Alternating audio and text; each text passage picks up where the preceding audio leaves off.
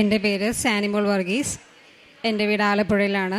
ഞാനിവിടെ ആദ്യമായിട്ട് ഉടമ്പടി എടുക്കുന്നത് 2023 നവംബറിലാണ്. പ്രിയമുള്ളവരെ, ഞാനൊരു BSc നഴ്സിംഗ് കംപ്ലീറ്റ് ചെയ്തൊരു വ്യക്തിയാണ്. ഞാൻ 2016 മുതൽ PSCക്ക് വേണ്ടി ട്രൈ ചെയ്യുന്നൊരു വ്യക്തിയായിരുന്നു.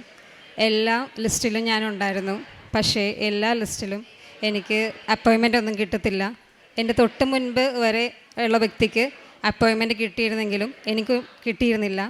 എല്ലാ പരീക്ഷയിലും ഞാൻ മെറിറ്റ് ലിസ്റ്റിൽ തന്നെ ഉണ്ടായിരുന്നു. അങ്ങനെ ഒത്തിരി നിരാശയിൽ ഞാൻ ആണ്ടു. സ്വന്തമായിട്ട് എല്ലാ പ്രൈവറ്റ് ഹോസ്പിറ്റലിലും പോയി വർക്ക് ചെയ്യുകയായിരുന്നു. ഇവിടെ അടുത്തുള്ള ഹോസ്പിറ്റൽസിലാണ് ഞാൻ വർക്ക് ചെയ്തിരുന്നത്. അതിനുശേഷം 2016 മുതൽ ഞാൻ അറ്റംപ്റ്റ് ചെയ്ത് അങ്ങനെ 2022 അതുവരെ ഒന്നും എനിക്കൊരു ഗവൺമെൻറ് ജോലിയായിരുന്നു എനിക്ക് ഏറ്റവും വലിയ സ്വപ്നം. പക്ഷേ എനിക്ക് അത് എൻ്റെ മെറിറ്റ് വെച്ചിട്ട് എനിക്കൊന്നും നടക്കാത്തൊരവസ്ഥയിലായി. അങ്ങനെ പുറത്തേക്ക് ട്രൈ ചെയ്യാമെന്ന് എൻ്റെ ഹസ്ബൻഡ് പറഞ്ഞു. അങ്ങനെ ഞങ്ങൾക്കെല്ലാം സമ്പാദ്യമെല്ലാം കൂട്ടി വെച്ച് ഞങ്ങൾ ഏജൻറ്റിനെ സമീപിച്ചു. അങ്ങനെ അതിൻ്റെ വിസയുടെ പ്രോസസ്സിങ് എല്ലാം ആയി. ഞങ്ങൾക്ക് ഡിസംബറിൽ എനിക്ക് വിസ വന്നു. ഞാൻ അങ്ങനെ വിസയ്ക്ക് മെഡിക്കൽ എടുക്കാൻ പോയി. അവിടെ ചെന്നപ്പോഴത്തേക്കും മെഡിക്കൽ ഫെയിലിയറായി. അപ്പം ഏജൻറ്റ് പറഞ്ഞു, ഞങ്ങൾ തന്ന പൈസ തിരിച്ചു തരാൻ പറ്റത്തില്ല. വിസയുടെ പ്രോസസ്സിങ്ങിന് വേണ്ടിയിട്ട് നമ്മളത് ഓൾറെഡി പേയ്മെൻറ്റ് ചെയ്ത് പോയി. അതുകൊണ്ട് ആ പൈസ മുഴുവനും കംപ്ലീറ്റ് സമ്പാദ്യവും നമ്മുടെ കയ്യിൽ നിന്നും പോയി. അങ്ങനെ ഞങ്ങൾ വലിയൊരു സാമ്പത്തിക ഞെരുക്കത്തിലോട്ട് മാറി. ഫോൺ എടുക്കാൻ പോലും പറ്റാത്ത രീതിയിൽ ഒത്തിരി കടബാധ്യതയായി. ജീവിതത്തിൽ സ്വന്തം വീട്ടിൽ പോലും സ്വസ്ഥത ഇല്ലാത്തൊരവസ്ഥയായി. ജോലിയുടെ മേഖലയും കഠിന നിരാശയായി. കാരണം എൻ്റെ കൂടെയുള്ള കുട്ടികളെല്ലാവരും ഏറ്റവും വീക്കായിട്ട് വർക്ക് ചെയ്തൊരു കുട്ടി വരെ പോലും പുറത്തു പോയി ലക്ഷങ്ങൾ സമ്പാദിക്കുന്ന സമയത്ത് ഞാൻ ഈ പ്രൈവറ്റ് ഹോസ്പിറ്റലിൽ നിസ്സാര ശമ്പളത്തിനാണ് ഞാൻ വർക്ക് ചെയ്തിരുന്നത്. അതൊക്കെ ഒത്തിരി എനിക്ക് മാനസിക ബുദ്ധിമുട്ടുണ്ടായി. അങ്ങനെ ഞാൻ ഇവിടെ വന്ന് ഉടമ്പടി എടുക്കുകയും അമ്മയോട് പ്രാർത്ഥിക്കുന്നതിൻ്റെ ഭാഗമായി ഫസ്റ്റ് ഉടമ്പടി തീരുന്നതിൻ്റെ 2ാമത്തെ ദിവസം RSBYയിൽ വണ്ടാനം മെഡിക്കൽ കോളേജിൽ എനിക്ക് ഫസ്റ്റ് റാങ്കിലോടുകൂടി എനിക്ക് ജോലി ലഭിച്ചു. അങ്ങനെ കോൺട്രാക്ട് ബേസിൽ ഞാനങ്ങനെ വർക്ക് ചെയ്യുവാണ്. അപ്പോൾ ഞാൻ എൻ്റെ കാരുണ്യ പ്രവൃത്തികളെല്ലാം ഞാൻ അവിടെയാണ് ചെയ്യുന്നത്. വണ്ടാനം മെഡിക്കൽ കോളേജിലാണ്. അവിടെ ആരും പോലും ഇല്ലാത്ത ഒത്തിരി മക്കളുണ്ട്. ഒരാൾ പോലും തിരിഞ്ഞു നോക്കാത്ത അനേകരുണ്ട്. അവർക്കൊക്കെ അവർ ചെന്ന് സന്ദർശിക്കുകയും അവർക്ക് വേണ്ട കാര്യങ്ങളൊക്കെ ചെയ്തു കൊടുക്കുകയും കൃപാസനത്തിൽ പത്രം കൊടുക്കുകയും എല്ലാം ഞാൻ ചെയ്യുമായിരുന്നു. ഒത്തിരി തിക്തമായ അനുഭവങ്ങൾ എനിക്കുണ്ടായിട്ടുണ്ട്. അതെല്ലാം എൻ്റെ യേശുവിൻ്റെയും അമ്മയുടെയും പ്രതി ഞാൻ സഹിച്ചു. അതിൻ്റെ പിറ്റേ ദിവസമാണ് എനിക്ക് RSBYയുടെ ഞാനിവിടെ നിന്ന് പത്രം കൊടുക്കുമ്പോൾ ഇവിടുത്തെ അടുത്ത് തന്നെ ഉണ്ടായിരുന്ന വ്യക്തികളാണ് അവർ അഡ്മിറ്റായി കിടന്നത്. അപ്പോൾ അവർ എന്നോട് ചോദിച്ചു, മോൾക്ക് കുഞ്ഞുമക്കളില്ലേ, അവർക്ക് ഒരു കൂട് മാമ്പഴം ഇതിന് പകരം മേടിച്ചു കൊടുക്കുക, അവർക്ക് അതെങ്കിലും ഒരു ഉപകാരപ്പെടും. ഈ പത്രം ഇങ്ങനെ കൊണ്ടു കൊടുത്തിട്ട് നിനക്ക് എന്താണ് ലഭിക്കുന്നത് എന്ന് പറഞ്ഞാൽ ഒത്തിരി എന്നെ ഹറാസ് ചെയ്യുന്ന രീതിയിൽ. ഞാൻ കരഞ്ഞില്ലെന്ന് മാത്രമേ ഉള്ളൂ, അതുപോലെ ഞാൻ നാണം കെട്ടിട്ടുണ്ട് അതുപോലെ മനുഷ്യരുടെ മുൻപിൽ. എങ്കിലും ഞാൻ അത്രയും അതെല്ലാം എൻ്റെ അമ്മയെയും യേശുവിനെയും പ്രതി ഞാൻ സഹിച്ചു. അമ്മയോട് ഞാൻ പ്രാർത്ഥിച്ചു. എൻ്റെ ശുശ്രൂഷകൾ മുന്നോട്ട് കൊണ്ടുപോയി. അതിന് അനുഗ്രഹമായിട്ടാണ് അമ്മ എനിക്ക് ആദ്യമായിട്ട് കോൺട്രാക്ട് സ്റ്റാഫായിട്ട് എന്നെ അവിടെ വണ്ടാനം മെഡിക്കൽ കോളേജിൽ നിയമിച്ചിരുന്നത്. അങ്ങനെ എൻ്റെ ശുശ്രൂഷ മേഖല വളർന്നു. അവിടെയുള്ള എല്ലാവരുടെ കൂടെ ഞാൻ കൂടെ വർക്ക് ചെയ്ത് അങ്ങനെ രോഗികളെയൊക്കെ ശുശ്രൂഷിക്കാൻ തുടങ്ങി. അതിനുശേഷം എനിക്ക് ആരോഗ്യപരമായി ഒത്തിരി ബുദ്ധിമുട്ടുകളുണ്ടായി. മെയ് മാസത്തിൽ എനിക്ക് യൂറിക് ആസിഡ് കൂടിയിട്ട് എനിക്കെൻ്റെ ഡ്രസ്സ് പോലും ഇടാൻ പറ്റാത്തൊരവസ്ഥയായി. നിവർന്ന് നിൽക്കാൻ പോലും പറ്റാത്തൊരവസ്ഥയായി. അങ്ങനെ ഞാൻ ഇവിടെ നിന്ന് ലഭിച്ച തേനും ഉപ്പും പ്രാർത്ഥിച്ച് ഞാൻ ഉപയോഗിക്കുമായിരുന്നു. അതിൻ്റെ ഭാഗമായിട്ട് ഈശോ എനിക്ക് അമ്മ മാതാവ് എനിക്ക് സൗഖ്യം തന്നു. അതൊന്നും എൻ്റെ നിറകണ്ണുകളോടല്ലാതെ എൻ്റെ അമ്മയ്ക്ക് 1000 നന്ദിയോടല്ലാതെ എനിക്ക് പറയാൻ പറ്റത്തില്ല. അത്രയും അമ്മേനെ അനുഗ്രഹിച്ചിട്ടുണ്ട്. അതോടെ ഞാൻ ഒത്തിരി സങ്കടത്തിലായിരുന്നു. അത്രയും ഞാൻ ഒരുങ്ങി. എന്നാലും എൻ്റെ അമ്മയുടെ അനുഗ്രഹം ഒന്ന് മാത്രമാണ് എന്നെ ഇന്ന് ഇവിടെ നിർത്തിയിരിക്കുന്നത്. ഒത്തിരി ഞെരുക്കത്തോടെയാണ് ഞാൻ എൻ്റെ ജീവിതത്തിൽ ഞാൻ കടന്നു വന്നിട്ടുള്ളത്. എങ്കിലും എൻ്റെ അമ്മയുടെ അനുഗ്രഹം മാത്രമാണ് ഇന്ന് എന്നെ ഇവിടെ നിർത്തിയിരിക്കുന്നത്. അവസാനം 2021 ഞാൻ കേരള PSC ഒരു ലിസ്റ്റിലുണ്ടായിരുന്നു. ഈ കഴിഞ്ഞ നവംബർ 23 ഞാൻ എൻ്റെ ഉടമ്പടി പുതുക്കി ഒരാഴ്ച കഴിഞ്ഞതിന് ശേഷം പോസ്റ്റ് മോർട്ടം കൊണ്ടുവന്ന് എൻ്റെ കയ്യിൽ അഡ്വൈസ് മെമ്മോ തന്നു. അങ്ങനെ വണ്ടാനം മെഡിക്കൽ കോളേജിൽ DMEയിൽ ഇപ്പം എനിക്ക് പോസ്റ്റിംഗ് ആയി. അവിടെ ഇമ്മ്യൂണൈസേഷൻ സെക്ഷനിലാണ് എനിക്കിപ്പോൾ ജോലി കിട്ടിയിരിക്കുന്നത്. അങ്ങനെ കോൺട്രാക്ട് ബേസ് എന്നുള്ള അത് മാറി ഇപ്പോൾ സ്ഥിരമായി കേരള PSC ഗവൺമെൻറ്റിൽ സ്റ്റാഫ് നഴ്സായിട്ട് നമ്മുടെ വണ്ടാനം മെഡിക്കൽ കോളേജിൽ എനിക്ക് അപ്പോയിൻമെൻറ്റ് ലഭിച്ചു.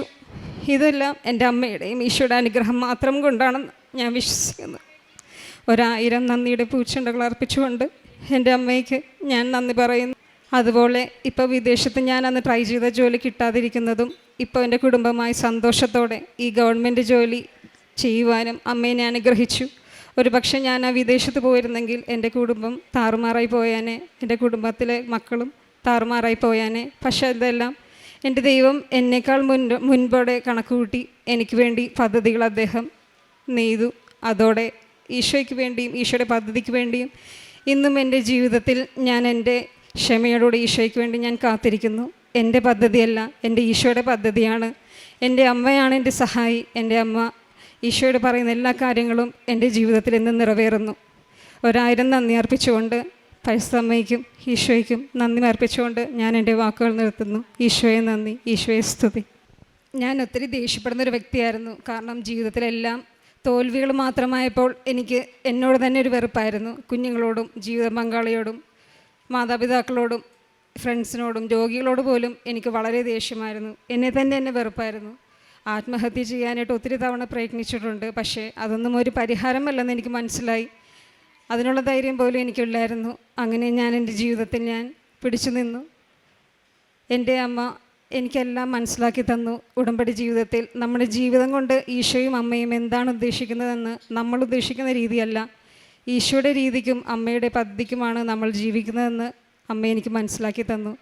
വിശുദ്ധ കുർബാന ഇന്നൊരു ദിവസം പോലും ഞാൻ മുടക്കില്ല. പരിശുദ്ധ കുർബാനയും കുടുംബ പ്രാർത്ഥനയും എല്ലാം ഇന്നും ഞാൻ മുന്നോട്ട് കൊണ്ടുപോകുന്നു.